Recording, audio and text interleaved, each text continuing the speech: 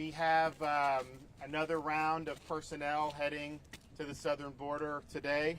We've got 76 Florida Highway Patrol, and we got 50 National Guardsmen. National Guardsmen will be leaving tonight from Plant City.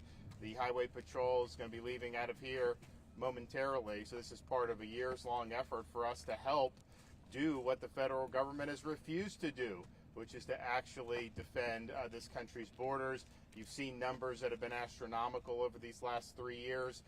I know that what's been happening in Texas has been effective. You've seen the numbers go down, and that's really because you have Texas putting forth huge effort and then all these other states coming by to help. So we want to be a part of that. We think this is an American issue, partially just because we should have a secure country, and then partially the effects of this border invasion go to all 50 states. So we're thankful for our folks. The morale is great. People believe in the mission. The National Guardsmen, by and large, is more of a they're volunteering.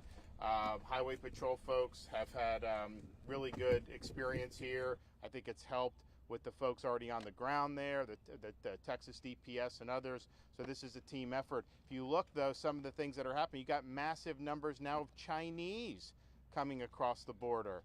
This is incredible that we'd be allowing people from all over the world who we have no idea who they are, that they're just being able to pour in to this country. So we've said as states, we can't let this happen.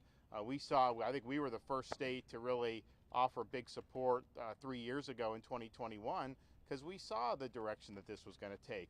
So we're going to continue to be in this fight until the problem is solved. And we need to have the problem solved. Americans' security depends on it. American lives depend on it. So I'm thankful for the folks here in Florida. I mean, you have some of these guys that have been on multiple deployments down to the border already just over the last couple years. And so they're going more. And I think right now you probably have more folks there from a variety of states than we've had throughout this whole time. So thank you for what you're doing. We appreciate it very much, and the state of Florida will continue to step up where the federal government fails. Any questions? Governor DeSantis, you talked about the Chinese nationals and increased awareness. Matter of fact, there's an article this morning in the Post that the San Diego crossing, there were more Chinese nationals than Mexican nationals. Does that concept present any specific concerns in your mind? And additionally, a lot of the reporting about the Darien Gap, a lot of people have gone down there, they say the military age male. Is that sort of an alt-media conspiracy theory, or are those valid concerns in your mind? No, of course they're valid. Look, you understand why people have come from Mexico because they could probably get more jobs here. Now in Florida, we did E-Verify, so you have to be legal to work here.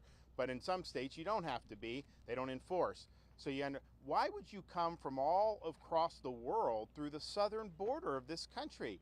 I think the chances are that there's some bad intentions there for some of these people. And it's a huge, huge problem, especially when you look at all the problem countries in this world have had people come through the southern border. You have people coming from Iran, from North Africa, other places in the Middle East, of course, China. This is not good. And yes, one of the jarring things, and I think some of our folks who've been down there have noticed, sometimes you get these big swarms of people and they're military-age males. Okay, a military-age male coming over from like the Middle East, is that really something that we want to be green lighting in this country? I don't think so. So I do think it's been a disaster, but I think that with those types of folks from those types of problematic countries, I don't think that we've actually even seen the full extent of the damage. I do think there's going to be a terrorist attack in this country that people are going to be able to link to the southern border. Unfortunately, I wish I didn't believe that, but I don't see how you could have this many people come in from problematic areas and not have something bad happen. Governor, welcome back to Pensacola. Yeah. We missed you. Are you going to sign the social media bill? I haven't had a chance to review. So the House passed, they have made changes. I haven't looked at the changes yet. So we'll be processing that today and probably through the weekend and let you guys know very, very quickly. What's your message to parents in Florida about social media use? Well, I think that's one of the issues that we've wrestled with was this. On the one hand, federal law says 13 and under can't have social media accounts. That's not really enforced. So if it's the law, it should be enforced. Then when you add 14 and 15, you can definitely show how these platforms can have a negative effect. And I've always said I think social media is a net negative for kids. At the same time, we're somebody that's believed in involving parents as much as possible. And so while I think that there are harms associated with that, I do think parents could supervise in ways where it's used in ways that could be beneficial. So those are things I think you gotta strike that proper balance when you're looking at these things between policy that is helping parents get to where they want to go versus policy that may be just outright overruling parents. And so we'll be wrestling with that. I do have an on-topic and an off-topic for you. The on-topic question is, are we still going to see a deployment of the Florida State Guard to the southern border? Is that still happening?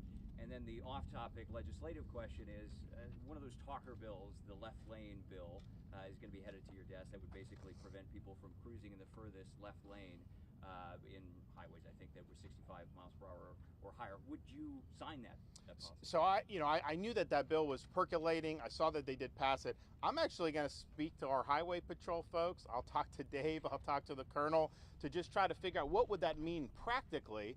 I do think that if you see somebody on the interstate that's going 60 miles an hour in the left lane, obviously, that can present a safety hazard too. On the other hand, to force everybody over and not do that, even if you're going the speed limit, and then we're going to be pulling people over for that? How would that work?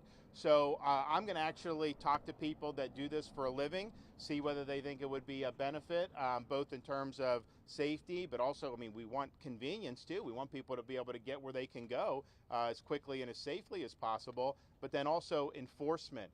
Are these guys going to is that going to radically change how they do their job in terms of enforcement? Anyone else? All right, well, yeah, go ahead. I was just going to say, this is way off topic, and forgive me if somebody else has asked you. If you had it to do all over again with the presidential run, would you do it all over again? Oh, yeah, of course. This country needs big change. You need someone that's going to go in there and get all this done. I was somebody that had the ability to do that, and I think we had to offer that to the folks. We had some people agreed with that in Iowa, but not enough agreed with it. And so, but the good thing is you have a right to throw your hat in the ring. You also have an ability for me to sit here and say, 2023 was the most productive year that we've ever had in the history of the state of Florida in terms of if you look at the accomplishments that were done there.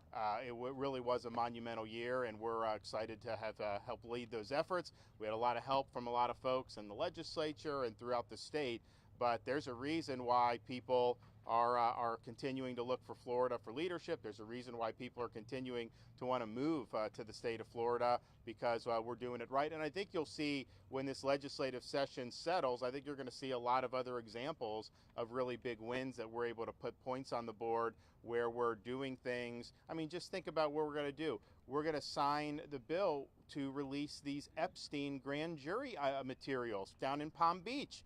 You have this notorious offender all catering to all these rich people, and yet nobody has been ever held accountable for any of this. How does that happen?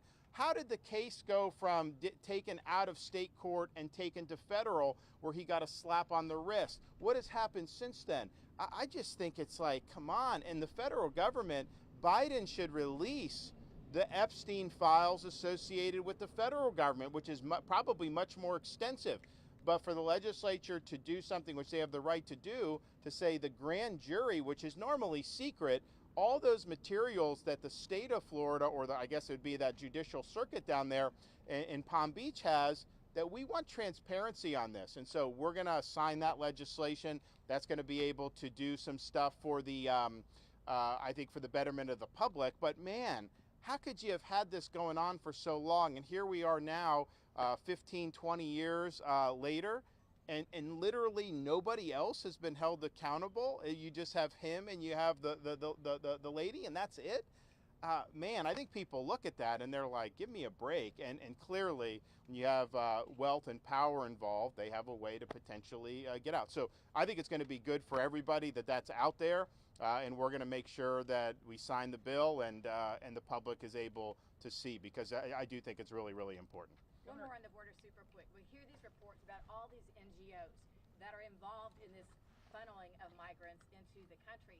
Based on what you've been told or exposed to, could American tax dollars fund some of these NGOs that are in turn setting up settlement camps for people? They are no, your tax dollars, the federal government is funding that. 100% they are, and it's wrong. Our grand jury that we did for the immigration, which we did in Northwest Florida, one of their reports talked about the role that these NGOs do. These NGOs make a fortune because of illegal immigration. They bring people in, the federal government gives them money. What we did in Florida is we took action regarding their ability to interact with the state. The problem is they have this money coming from the feds. But I think you look at it, it's not just like, oh, someone shows up and they're offering charity. They are intricately involved in orchestrating movements of people from foreign countries into this country illegally. That's what those NGOs are doing. And I think they should be held accountable for that. I definitely don't think the federal government should take your tax dollars and fund that, because they're basically subsidizing the border invasion, because folks know they're coming and they're going to be able to have this landing spot with these groups. So our grand jury looked at it. There may be more that comes of that. There may be things we do in the future legislatively to be able to hold them accountable. But they have exercised absolutely a negative influence on this. They have facilitated more illegal immigration. They have not worked to combat illegal immigration at all. And there's a variety of these NGOs, and this has become like a major cottage industry where there's a lot of money at stake for this. And what you want, I mean, the bare minimum what you want to do is you have laws. You don't want to incentivize people to break laws. You want to disincentivize people to break laws. And so right now in this country, you're better off showing up illegally at the border than trying to even come legally, because of they'll literally give you a court date 3 years from now and say, oh, go enjoy your stay, across the fruited plain in the United States of America. And you're thinking to yourself, okay, well, you wonder why people are coming from all across the world to go to that southern border, because they know they're going to be able to stay. Meanwhile, if you try to do it right, obviously that's much more difficult. So just right then and there, but then there's benefits that come by coming illegally, and you should not have any benefits for illegal entry into this country or people that are here illegally. And I look at it, I think, if you're as an American, you go to fly on a commercial flight and you leave your ID at home, they wouldn't let you get on the plane. Yet these people come illegally and they're flying on the planes in this country with no identification. They get like a sheet of paper and then they're off to the races. They're treating people coming illegally better than they're treating Americans. The housing, if you stop paying your rent, you'll get evicted from your place, right? You show up in New York City and you're in these hotels, and they'll pay for the hotels at taxpayer expense. So I just think it shows that our priorities in this country are so warped right now that we would be doing this. And these NGOs are a problem. The government, Biden's administration has been a big problem. They're having this, it took them a year in Congress to impeach the Secretary of DHS. I don't know why it took him a year to do it. He had been violating the law for 2 years. And then you wait another year before you do it. But nevertheless, they did it. But I think the Senate needs to have a trial on this. And let's put all this information out there and make these senators vote on, is it appropriate to use that position to facilitate what's been going on, because that's exactly what they've done, and it needs to stop. And it's if you look for, like, we're supposed to be a great country, and you can't even maintain control of your own territory and your own border. It's really been a humiliating experience for the United States to see what's happened over these many years. So we're part of the solution here in Florida. We're happy to have stepped up years ago. We're happy to continue to still be in this fight. I think you've seen at Eagle Pass, for example, there's been a lot of great progress. If you look at the thousands a day are now down, I think, to a couple hundred a day, which is a dramatic decrease. We want to see that go to zero. Hopefully they don't then just see it go to Arizona and California, and that the whole border, that we'll see a decline here, because the people want to see action on this. And the thing is yes, there's problems with the border, but so many now American communities have seen the impact of just the sheer number of people showing up to hospitals, showing up to schools, doing all this stuff. It's just not a way that you can live, and it's not a way that you're able to do this and be a functioning society. And you notice now in New York City, in New York, they used to virtue signal about being a sanctuary jurisdiction. Now they're saying that they have too many, and they don't want to do necessarily people going there. Well, you shouldn't have been a sanctuary jurisdiction to begin with. That was the whole problem, is that you're incentivizing and you're green lighting. And then I look around the country, California, you can come illegally and they will give you health insurance benefits. You're not even a citizen of the country and they'll give you subsidized health insurance. Of course you're going to have more people that are going to want to go illegally when that's the case. So I think we've done it right in Florida. If you look at the policies we enacted last year, we've done a number. We banned sanctuary cities a few years ago, but then last year, some of the policies to crack down on the smuggling and to make sure we have a legal workforce. I mean, those policies have been effective.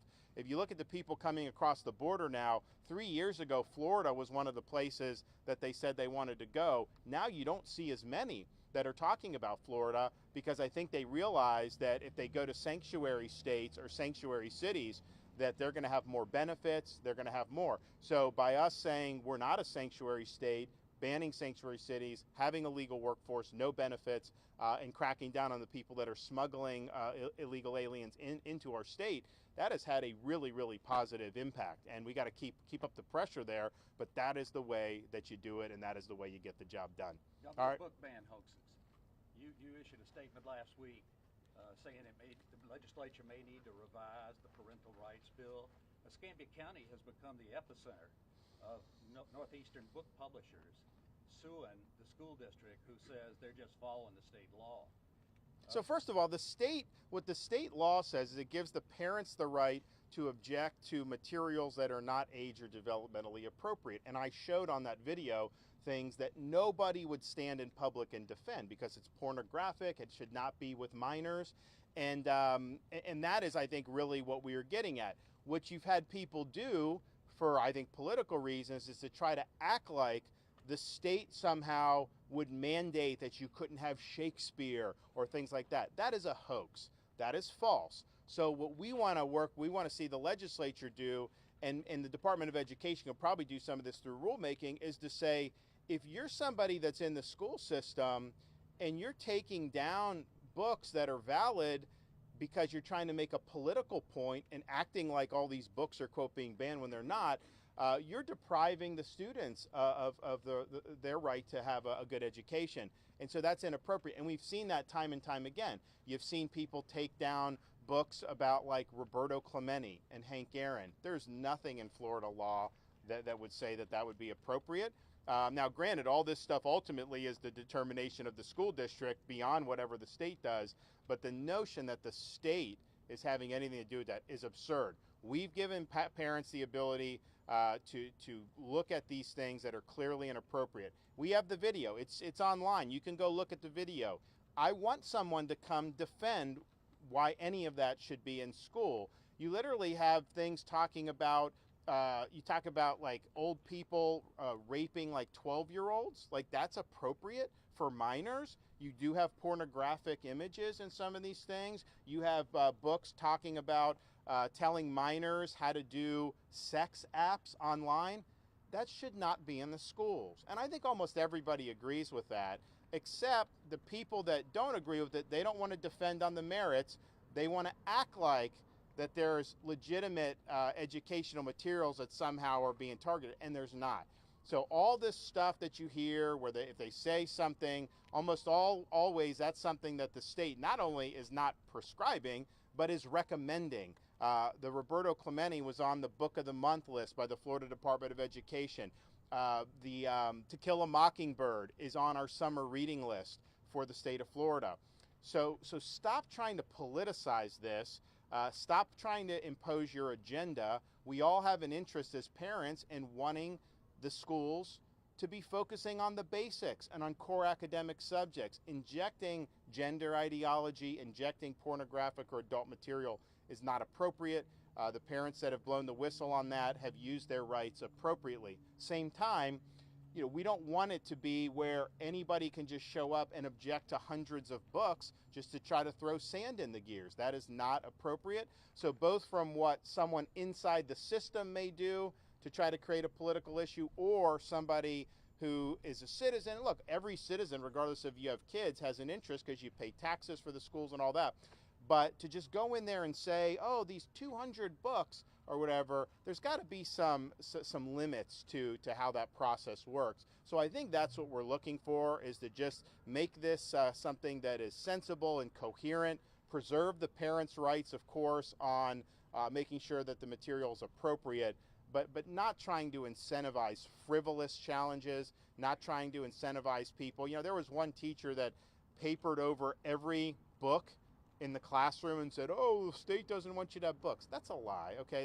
We know that. So that type of behavior is not professional, and it's not appropriate. All right, thanks, everybody. God bless. Thanks, everybody. You going this way? All right. Good luck. Have a good one. Thank you.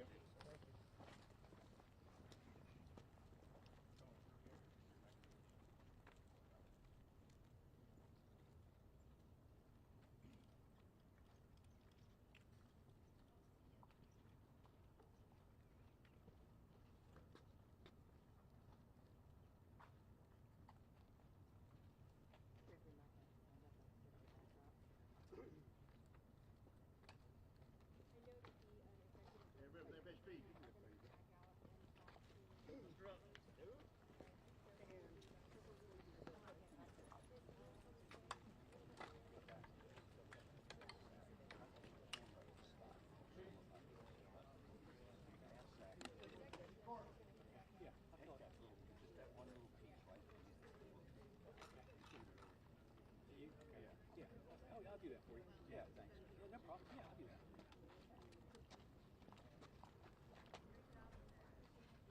Still do a standard from behind. Yeah. Did you want the law? A big lot for my farm. And then I'll get this. We have to walk that way. That's fine. We have to walk that way. Bill, I do it for you.